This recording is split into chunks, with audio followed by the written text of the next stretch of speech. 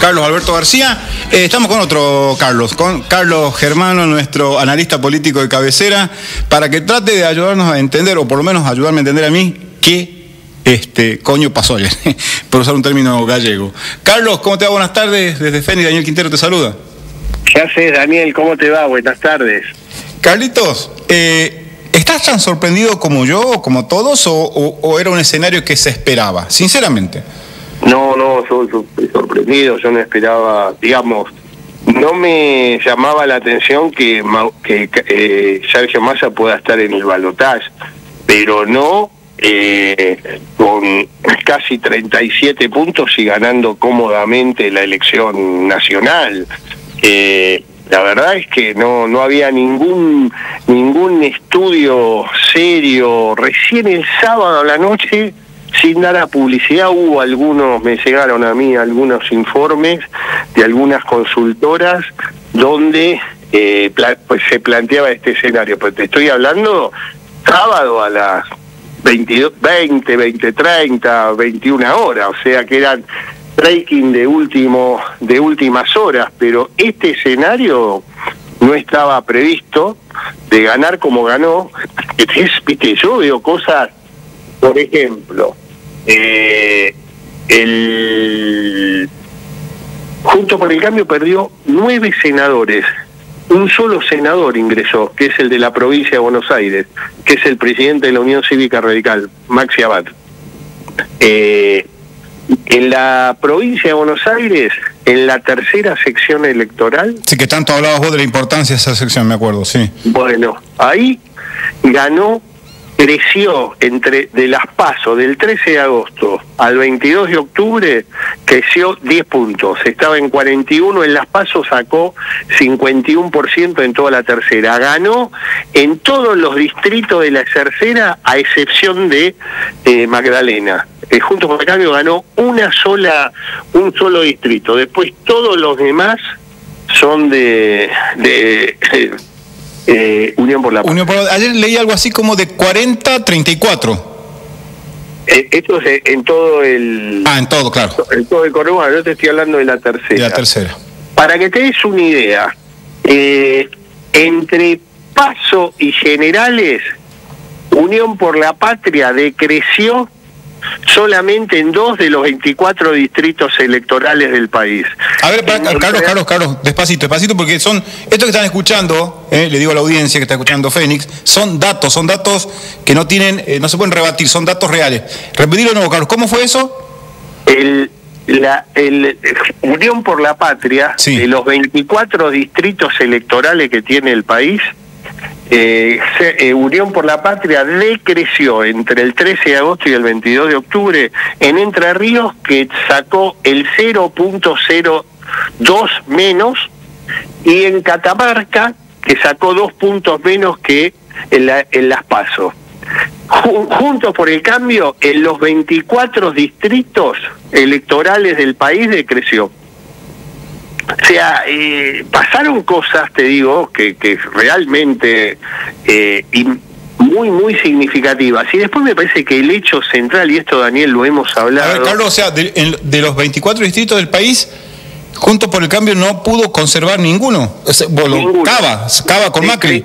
No, sí, que tuvo Cava con Macri. Yo estoy aclarando en votos reales, entre PASO y Generales. O sea, se cayó, perdió votos, porque mismo en Cava, ganando con Jorge Macri, que hizo una excelente elección Jorge Macri, también decreció, porque Juntos por el Cambio en Cava, en las PASO, sacó casi 56% de los votos, y ayer sacó casi 49,6%.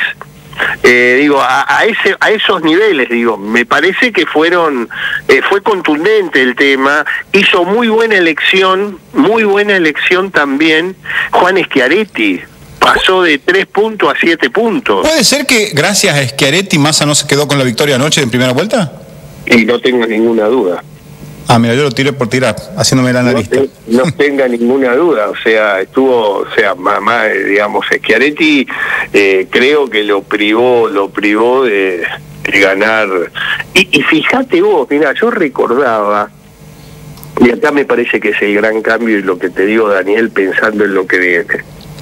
En el año 2015, cuando Daniel Scioli fue candidato a presidente de la República, sí, se hablaba que el candidato es el proyecto. ¿Te acuerdas de eso? El candidato es el proyecto. Me acuerdo, sí, sí. El proyecto kirchnerista era más importante que el candidato. Y acá fue totalmente distinto. Acá el candidato era el candidato, es Sergio Massa, con volumen político, con personalidad política. Vos fijate que ayer se paró. Pero Carlos, está bien, yo entiendo y asoma como el líder, porque la elección así lo dice. Ahora, de las PASO para acá, el ministro candidato, pero no mejoró ningún ¿Qué hizo para que la gente se volcara masivamente? Todos fueron peores. ¿Qué hizo? Alineó al peronismo, alineó a los gobernadores y alineó a los dirigentes del peronista de todo el norte argentino.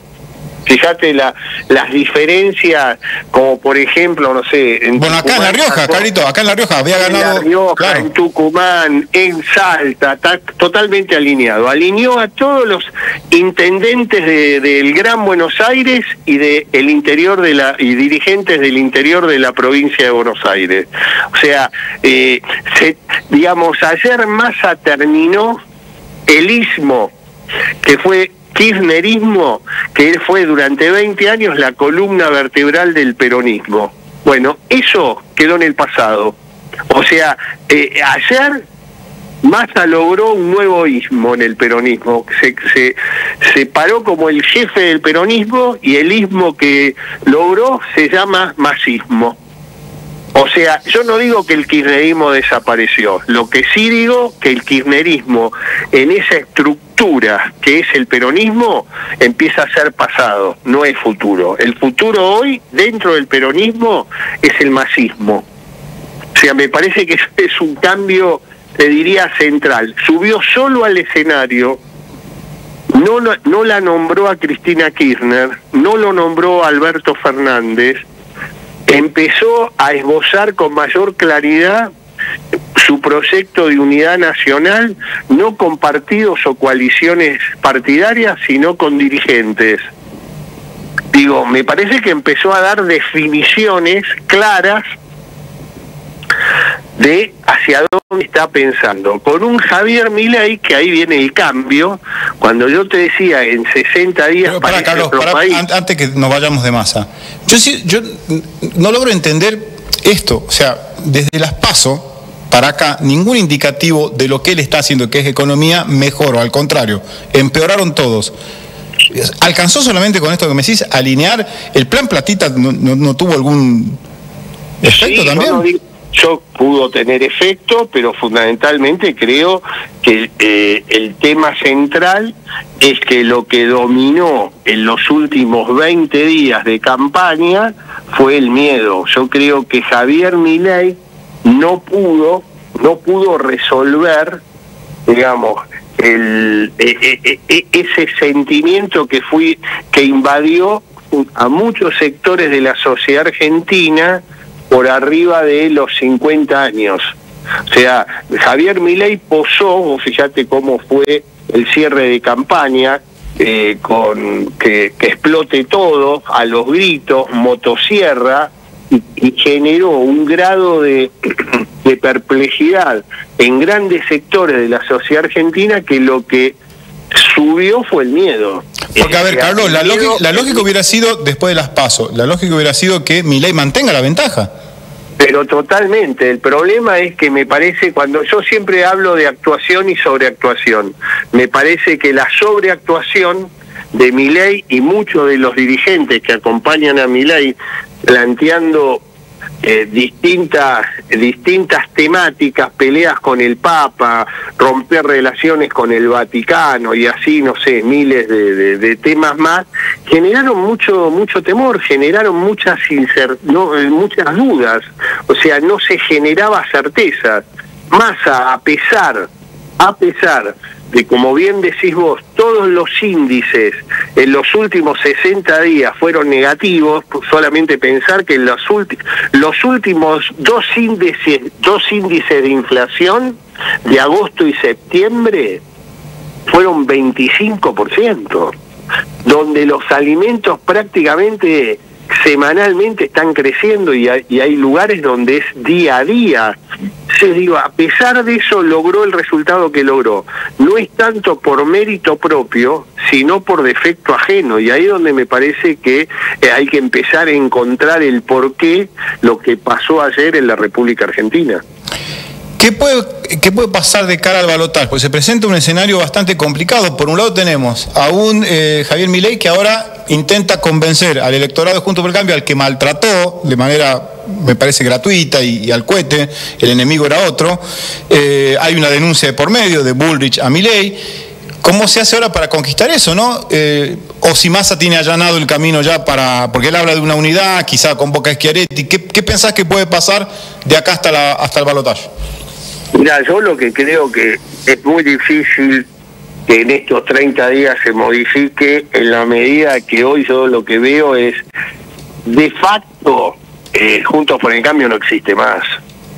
Las diferencias entre la Unión Cívica Radical y el pro duro de Mauricio Macri, creo que van a ser muy difícil de saldarlas. No veo hoy posibilidades ciertas de que puedan encontrar un acuerdo, a pesar que te diría, más del 60 y pico % de la sociedad, 60% de la sociedad no votó peronismo o no votó Unión por la Patria. No sé si hoy Javier Milei está en condiciones de amalgamar una gran cantidad de argentinos que no están de acuerdo con este gobierno. Yo creo que eso está muy roto, y esto que es lo que le permite a Sergio Massa, con un discurso muy moderado, planteó ayer que se terminó la grieta, o sea, empezó con un discurso totalmente diferente a lo que es el kirchnerismo. Me parece que en ese escenario yo le veo muy pocas posibilidades. No hay espacio desde la oposición para hacer una propuesta en conjunto. Creo que ese escenario yo hoy lo veo imposible en la República Argentina. Carlos, yo decía también en una apertura ahí, una editorial improvisada, haciéndome el editorialista, bueno, pero más o menos que hicimos, yo también sacaba cuenta y digo, Schiaretti impidió que anoche se alce en primera vuelta este hombre. Pero explícame este punto. Loma de Zamora, antes de ver el yate y todo lo que vimos de Insaurralde, habían sacado el 32, el muchacho Otermín, y la misma cara de chanta que Insaurralde. Y anoche sacó el 50. ¿Me podés explicar cómo la gente, después de ver todo lo que vio, saca el 50? ¿El pichón de Insaurralde? ¿Cómo se explica? Además, ¿cómo haces qué estrategia usás contra eso? Yo lo que creo es lo siguiente. Insaurralde, la gestión de los últimos 4 años generó un hecho de mucha contundencia, que es lo que yo llamo el metro cuadrado del ciudadano. La ciudad de Lomas de Zamora era muy difícil cruzar del este al oeste o del este al este. Entonces han puesto viaductos donde le solucionó la vida y mejoró la calidad de vida del ciudadano de Lomas de Zamora. Eso normalmente en política se paga electoralmente una sola vez. Y yo creo que la sociedad de Lomas pagó eso, pagó la obra pública que le hicieron, que le cambió la vida. Bueno, yo me acuerdo en una calle, la calle La Roque, para cruzar del este al oeste, te digo que te pasabas prácticamente horas para poder cruzar. Era un dolor de muela permanente, y eso cambió en Lomas de Zamora, y yo creo que eso fue lo que la impresión que da, si no es muy difícil entender cómo, con la situación que se dio con Insaurralde, el peronismo, que en los últimos 20 días prácticamente no pudieron hacer no pudieron hacer campaña porque no salían a la calle, donde el intendente electo tiene más de 60% de desconocimiento, o sea, tenía que ir de la mano de Insaurralde. Insaurralde no puede salir a la calle por caminar por Lomas de Zamora. Y vos decís, Carlos, vos decís, yo calculo que Insaurralde después del 50 debe decir, si sabía esto me llevaba 2 minas más. No, yo creo que Insaurralde no creo que se vaya de la política, pero Insaurralde era un hombre importantísimo en el peronismo bonaerense, era un socio estratégico de Máximo Kirchner, que gracias a él Máximo Kirchner es el jefe del peronismo de Buenos Aires, supongo que hasta diciembre de este año, pues es uno de los grandes perdedores de todo este escenario que se dio nuevamente, y yo te diría que no creo que desaparezca, porque en política nunca digas nunca, pero Insaurralde dejó de ser el hombre poderoso, eso creo que nunca más lo va a poder lograr, el hombre poderoso que era del peronismo bonaerense. Eso, Daniel, es así, un hombre con muchísimas ambiciones, que me parece que quedó totalmente como un actor, va a seguir haciendo política como un actor secundario, pero nunca va a poder volver a ser actor protagónico. La última, Carlos, y agradeciéndote como siempre. Recién decías, esto sí, definitivamente Juntos por el Cambio, no el radicalismo, porque por ahí ya me está llegando un mensaje, ¿cómo que desaparece? No. Carlos fue clarito, Juntos por el Cambio desaparecería como alianza, como coalición, exacto, llamarlo como quiera, y quedaría el PRO por un lado y el radicalismo por otro. ¿Eso te parece que es lo que va a suceder, va a implosionar? Sí, yo creo que sí, no te lo puedo... Creo que los hechos ya sucedió, obviamente en el derecho todavía no, pero creo que va camino a eso. Creo que es muy difícil poder generar un cuadro, un escenario nuevamente de recrear Juntos por el Cambio. Las diferencias son muy fuertes, y aparte sería la segunda derrota, la del 2019 y la de el 2023. Yo lo veo prácticamente imposible, y para nada, para que quede claro, yo no digo que el radicalismo va a desaparecer, para nada digo eso. Yo digo la coalición Juntos por el Cambio, así como la conocemos. Ya esta mañana algunos referentes del radicalismo ya no decían de votar a Massa, pero ya decía a Milei no. Por ejemplo, Suárez Lastra. Por eso ya hay algunos radicales que me parece, percibo que van a ir por ese lado, ¿no? Sí, yo pienso lo mismo. Va a haber mucha gente o que no va a ir a votar o que va a votar en blanco, no sé, digamos, cómo resolverán, pero tengo la misma percepción que vos. O sea, esto es reciente, habrá que ver en el devenir, pero tengo la misma percepción que vos. O sea, Juntos por el Cambio solamente Entre Ríos con Frigerio y Cava con Macri, si va a segunda vuelta, Macri con Santoro. Sí, pero te diría que es una elección terminada, o sea, está haciendo una segunda vuelta que yo creo que va a haber balotaje si Massa plantea que haya balotaje para que la capital federal, digamos, el justicialismo o los militantes de Unión por la Patria tengan participación, pero es una elección donde terminó 49.6 para Juntos por el Cambio contra 32.2 para Unión por la Patria, o sea, y con el 14% de La Libertad Avanza. Me parece que es una elección que no tiene ningún sentido hacerla. Es lo mismo cuando fue Cavallo candidato a jefe de gobierno y que Aníbal Ibarra había sacado casi el 50%, le faltaba muy poquita centésima y no hubo balotaje. Creo que no tiene sentido. Incluso esta mañana algunos medios de Buenos Aires ya planteaban que Santoro era inminente que se bajara, pero bueno, para no hacer gastar en una nueva elección y demás. La percepción que uno tiene es esa. Yo creo que esto lo define Sergio Massa, que es el nuevo líder del espacio. La última, ahora sí. ¿Qué le faltó a Patricia Bullrich, que caminó, que anduvo, que estuvo? ¿Qué le faltó? ¿Qué no hizo bien desde las PASO para acá? Yo lo que creo es que se equivocaron fuertemente en provincia de Buenos Aires.